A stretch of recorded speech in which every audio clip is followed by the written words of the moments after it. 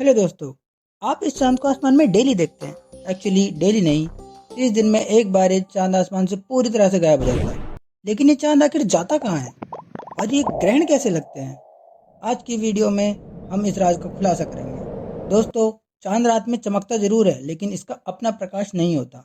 जब सूरज की रोशनी चांद पे पड़ती है और वहां से टकराकर धरती पे आती है, तो हमें चांद चमकता दिखाई देता है। और चांद कभी गायब नहीं होता, बल्कि हमेशा आसमान में रहता है। पर क्योंकि दिन में सूरज की रोशनी इतनी तेज होती है, तो दिन में हमें चांद दिखाई नहीं देता। चलो, ये तो समझ आ गया। लेकिन ये चांद हर दिन अपनी संरचना कैसे बदलता है? कभी ये थोड़ा सा छोटा दिखाई देता है, कभी ये आधा दिखाई देता है, कभी पूरा दिखाई देता है, और कभी कभी तो रात में दिखाई ही नहीं देता। असल में ये भी हमारे सूरज चाचा की वजह से होता है, क्योंकि हमारी धरती अपनी दूरी पे घूमती है और चांद भी धरती के चक्कर लगाता है।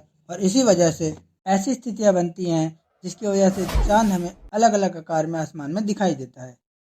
हमारा चांद हमारी पृथ्वी के चक्कर काटने में 27 दिन और 7 घंटे का समय लेता है।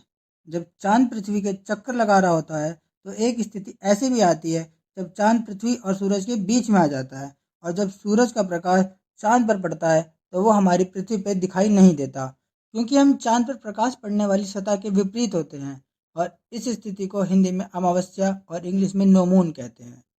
इसकी दूसरी स्थिति तब बनती है जब चांद और सूरज के बीच में पृथ्वी होती है, लेकिन ये तीनों एकदम सीधी रेखा में नहीं होते, और सूरज की रोशनी सीधा चांद पर पड़ती है और टकराकर वापस पृथ्वी पर आती है, जिसकी वजह से चांद हमें संपूर्ण दिखाई देता है, जिसे हिंदी में पूर्णिमा और इंग्लिश में फुल मून कहते हैं।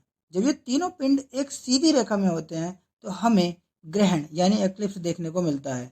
जब चंद्रमा सूर्य और पृथ्वी के बीच में सीधी रेखा में होता है, तो सूरज की रोशनी चांद रोक लेता है और पृथ्वी तक नहीं पहुंच पाती। ऐसी स्थिति को सूर्य ग्रहण या सोलर एक्लिप्स कहते हैं। और जब पृथ्वी सूरज और चांद के बीच में होती है, सीधी रेखा में, तो सूरज की रोशनी पृथ्वी पर पड़ती है और चांद पर सूरज की रोशनी की जगह पृथ्वी की परछाई पड़ती है। और इसी प्रक्रिया को चंद्र ग्रहण या लूनर एक्लिप्स कहते हैं। इन ग्रहण को हिंदू मान्यता में कई कार्य करने में हानिकारक भी माना गया है। चलिए वापस आते हैं अपने ओरिजिनल मुद्दे पे। तो पूर्णिमा और अमावस्या के बीच में 15 दिनों का अंतर होता है। 15 दिन बाद पूर्णिमा और फिर 15 दिन बाद अमावस्या, और ये क्रम चलता रहता है। और इसी बीच में चंद्र, सूर्य और पृथ्वी की अलग अलग स्थिति की वजह से हमें चांद अमावस्या के बाद बढ़ता हुआ और पूर्णिमा के बाद घटता हुआ दिखाई देता है। और पृथ्वी की समंदर में उठने वाली लहरें, लो टाइड्स एंड हाई टाइड्स यानी कि ज्वार भाटा, इसके पीछे चांद की ग्रेविटी यानी गुरुत्वाकर्षण का हाथ है। हमारी पृथ्वी पर ऐसे ही ना जाने कितनी ही मज़ेदार और अद्भुत प्राकृतिक घटनाएं होती रहती हैं। अगर आपका कोई क्वेश्चन है तो प्लीज़ कमेंट बॉक्स में लिखें। और अगर आपको इस वीडियो से कुछ नया पता लगा और ये वीडियो आपको अच्छी लगी, तो वीडियो को लाइक, कमेंट और शेयर करना ना भूलें। ऐसे ही मज़ेदार वीडियो के लिए सब्सक्राइब करें हमारे चैनल नॉलेज नक्सेस को। Thanks for watching. मिलते हैं अगली वीडियो में।